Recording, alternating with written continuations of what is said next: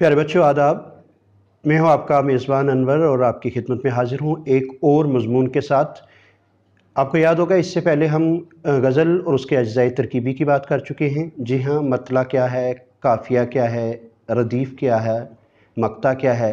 इसके अलावा हमने बात की थी क़वाइद के कुछ उसूलों की, और ताज़ा ही हमने बात की थी दो अलग अलग मज़ामीन में कि तलमीह किसे कहते हैं, तशबीह किसे कहते हैं, और हमारा तीसरा जो लेसन था वो था इस्तारा क्या होता है, यानी कि मेटाफर क्या होता है। आज हम आगे बढ़ेंगे और बात करेंगे एक मशहूर सिन्फ कसीदे की। कसीदा क्या है, इसके लुग़वी मानी क्या है, इसकी तारीफ़ या कसीदे की डेफिनेशन सिनफ क्या है। चूँकि सबसे अरबी पहले हम से इस पे फ़ारसी बात में करते आई हैं, फिर आगे और बढ़ेंगे। फ़ारसी से उर्दू में मकबूल हुई, इसलिए हकीकतन जो लफ्ज़ कसीदा है, इसका जो रूट वर्ड है जिससे ये मश्तक़ है वो लफ्ज़ कसद है। आप सारे जानते हैं कसद करना के मानी होते हैं इरादा करना। तो कसीदा के मानी अगर देखे जाएँ लुग़वी मानी, तो वो कसद से हुआ इरादा करना।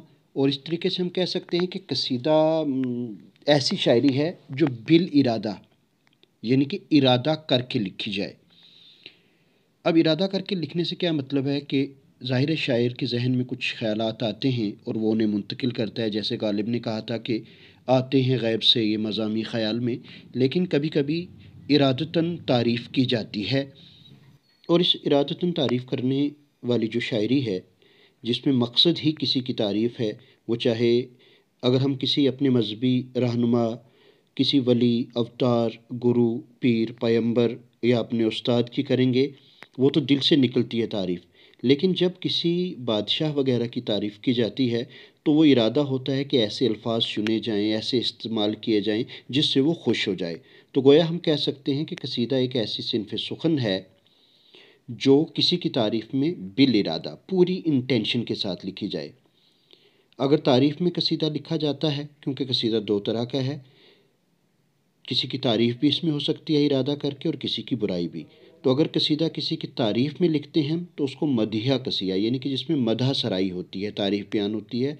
और अगर किसी की मज़म्मत में लिखा जाए, ज़म बयान की जाए, तो उसे हिजविया कसीदा कहा जाता है, यानी ऐसा कसीदा जिसमें किसी की हिजो बयान की गई है। तो ये कसीदे की सरसरी सी तारीफ़ हुई। लेकिन हकीकत यह है कि कसीदा जो है हमारा जो शाही निज़ाम था बादशाहों वाला या जागीरदाराना जो निज़ाम था, माना जाता है कि ये कसीदा उसी निज़ाम की, उसी सिस्टम की देन है हमें। जहाँ जहाँ बादशाह थी वहाँ की शुरा ने बादशाहों की तारीफ़ में कसीदे लिखे। मकसद क्या होता था कि उनसे इनाम व इकराम हासिल किया जाए। तो इससे क्या हो जाता था कि कभी कभी वो जो तारीफ़ थी उसमें मुबालगा होता था। मुबालगा समझते हैं बच्चों? हाँ, जिसे अंग्रेज़ी में एग्जेजरेशन कहते हैं, बढ़ा चढ़ा कर किसी बात को पेश कर देना। यानी कि इतनी सिफत होती नहीं थी उसमें जितनी सिफतें उसकी वहाँ बयान कर दी जाया करती थीं। जब हम अपने निसाब में शामिल जो कसीदे हैं ना, ज़ौक़ और मिर्ज़ा गालिब का लिखा हुआ दरमद है बहादुर शाह ज़फ़र, जब हम उसको पढ़ेंगे तो वहाँ आप देखेंगे एक शेर उस कसीदे में आता है। ज़ौक़ बहादुर शाह ज़फ़र की तारीफ़ में कहते हैं माहे नो जिसे अबरू ने वो तेरी की आईनाए चरख में है अक्स नुमाई। यानी कि इतना मुबालगा है, बूढ़े बहादुर शाह ज़फ़र को ये कहा जा रहा है कि चाँद जो नज़र आ रहा है आसमान में, वो दरअसल चाँद नहीं है, तेरे अबरू का, यानी तेरी आँखों के ऊपर जो बाल होते हैं आईब्रोज़, उनका अक्स है। तो इस तरह की मुबालगा आमेज़ी होती है। गालिब ने भी, गालिब का जो कसीदा है हमारे इसमें है, उसमें वो बादशाह के घोड़े की तारीफ़ करते हुए कहता है, तोसने शामे है वो खूबी के जब थान से वो गैरते सरसर खुला, नक्श पा की वो सूरतें दिल फरेब, तू कहे बुतखाना आज़र खुला। तो घोड़े के कदमों के निशान को आज़र के बुतों से और उसकी रफ्तार को सरसर यानी कि आंधी जैसी तेज़ हवा के साथ यहाँ तशबीह भी दी गई है और वो तलमीह भी वहाँ बांधी गई है। कसीदा के बारे में ये भी कहा जाता है कि कसीदा ज़िंदा लोगों की तारीफ़ का नाम है और मुर्दा लोगों की तारीफ़ का नाम मरसिया है। यकीनन कसीदा वो सिनफ़े सुख़न है जो किसी की तारीफ़ में लिखी जाती है और कसद करके लिखी जाती है। ये तो हुई इसकी तारीफ़। अगर हम इसकी हैयत की बात करें, यानी कि इसकी फॉर्मेशन, वो गज़ल से मिलती जुलती है। जैसे गज़ल के पहले शेर के दो मिसरे हम काफ़िया होते हैं, उसे मतला कहते हैं। कसीदे में भी यही कहा जाता है। باقی کے دوسرے شعر میں عموماً قافیہ اور ردیف دونوں پایا جاتا ہے، حالانکہ ردیف نہ تو غزل میں لازمی ہے، اسے غیر مردف کہتے ہیں، ہم نے جب پڑھا تھا تو ہم نے بات کی تھی۔ یہی معاملہ قصیدے میں بھی ہے کہ قصیدہ حیت کے اعتبار سے ویسا ہی ہے جیسے غزل لکھی جاتی ہے، ہر مصرے میں قافیے اور ردیف کی پابندی لازم ہوتی ہے۔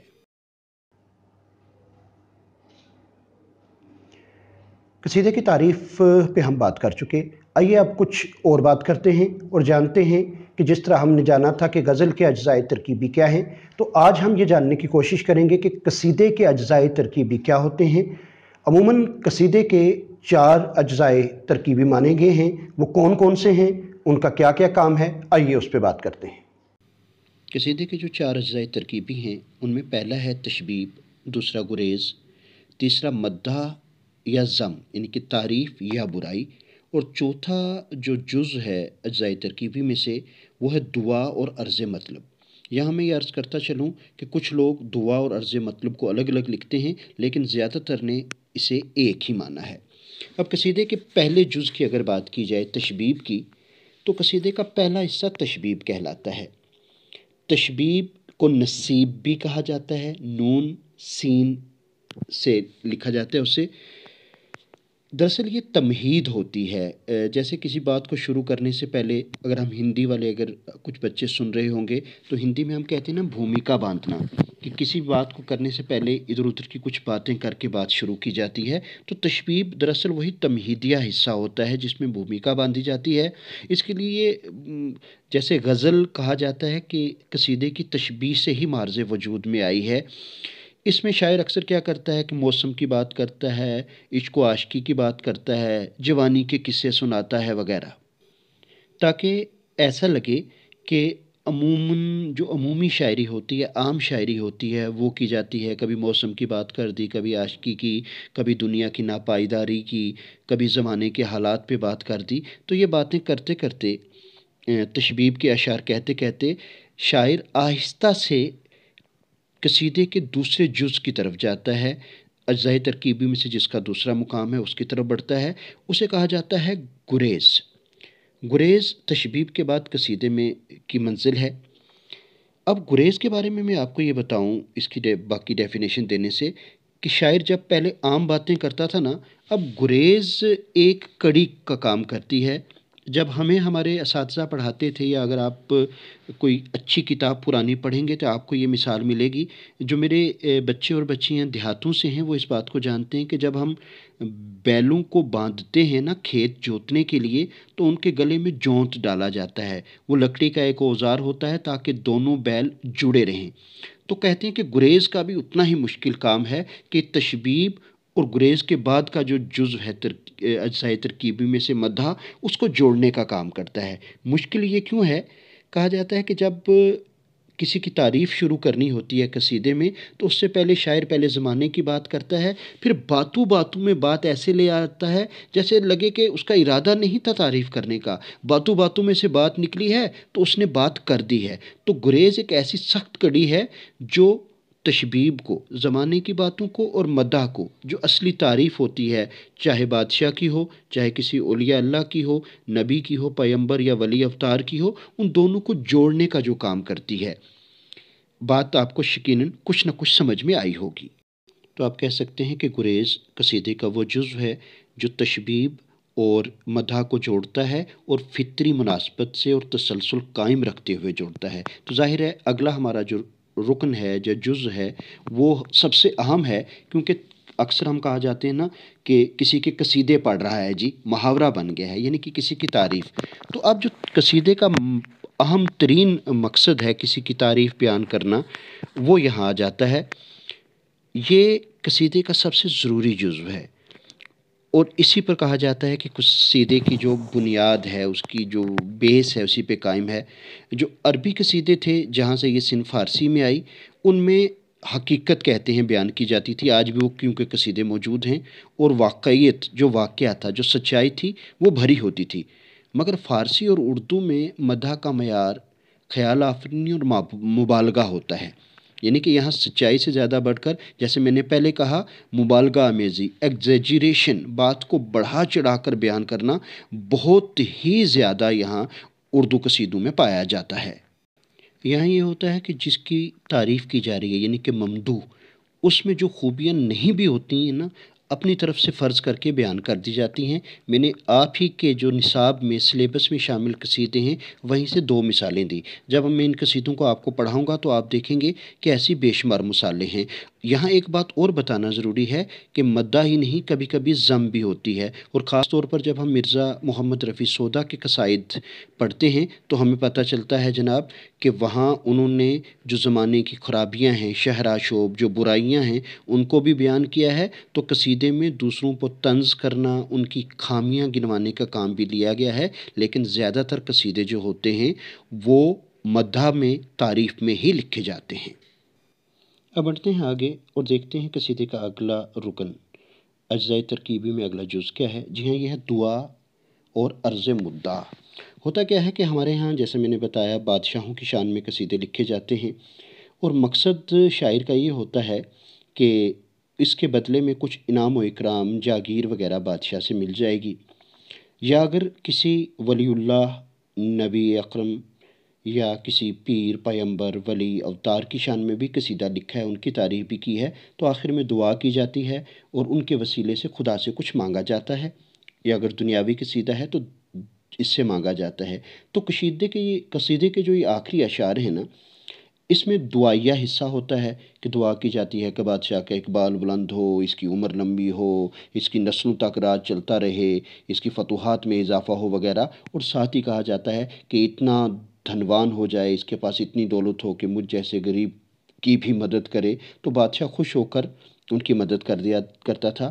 یہاں کچھ لوگوں نے اس کو 2 حصوں میں بانٹا ہے، وہ کہتے ہیں دعا الگ ہے اور عرض مدعا الگ، لیکن زیادہ تر کا یہ ماننا ہے کیونکہ دعا کے ساتھ ہی جوڑ کے عرض مدعا کر دیا جاتا ہے، یعنی کہ اپنا مقصد بتا دیا جاتا ہے، لہٰذا دعا اور عرض مدعا قصیدے کا ایک ہی جز ہے۔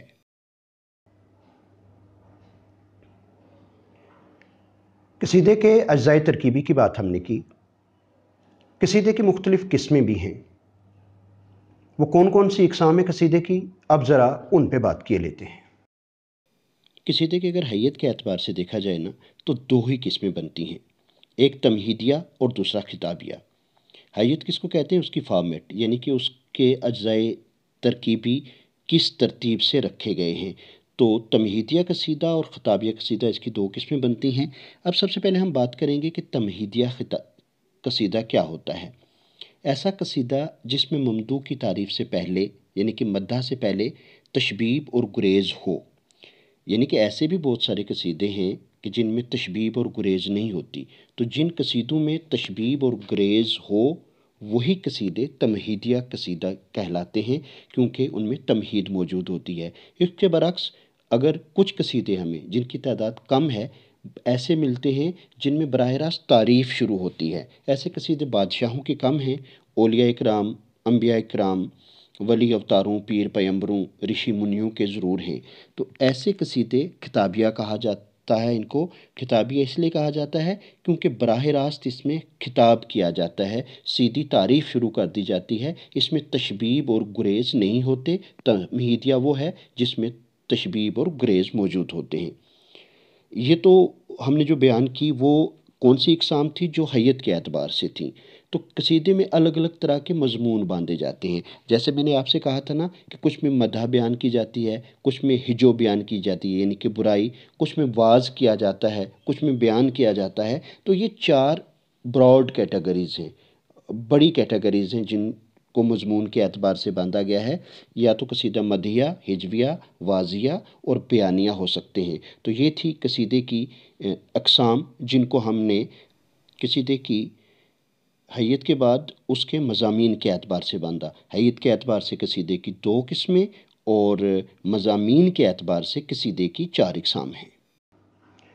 یہ تھی کچھ گفتگو جو آج ہم نے قصیدے کے حوالے سے کی۔ قصیدہ کیا ہے، اس کی تعریف کیا ہے، اس کے اجزائے ترکیبی کیا ہیں، اس کے اقسام کیا ہیں، ان پہ ہم نے بات کی۔ اب اگلے پروگرام میں اگلے سیشن میں جب ہم ایک دوسرے کے ساتھ ہوں گے تو ہم کچھ بات کریں گے مرثیہ کے حوالے سے کہ مرثیہ کیا ہے، اس کے اجزاء ترکیبی کیا ہیں، اور اس کے بعد ہم پھر غزلیں باقاعدہ سے یا شاعری پڑھ کے اس کی تشریح والے مرحلے کی طرف جائیں گے۔ تو آپ کی اگر کچھ کویریز ہیں، کچھ سوالات ہیں، آپ پوچھنا چاہتے ہیں تو ویڈیو کے نیچے جا کے آپ اپنے کمنٹ باکس میں اسے لکھیے، تو آپ کے کمنٹس پڑھ کے یقیناً اس کو رپلائی کرنے کی کوشش کی جائے گی۔ اسی کے ساتھ مجھے آج کے اس لیسن سے اجازت دیجیے، اگلے لیسن میں آپ کے ساتھ پھر سے بات کریں گے۔ خدا حافظ۔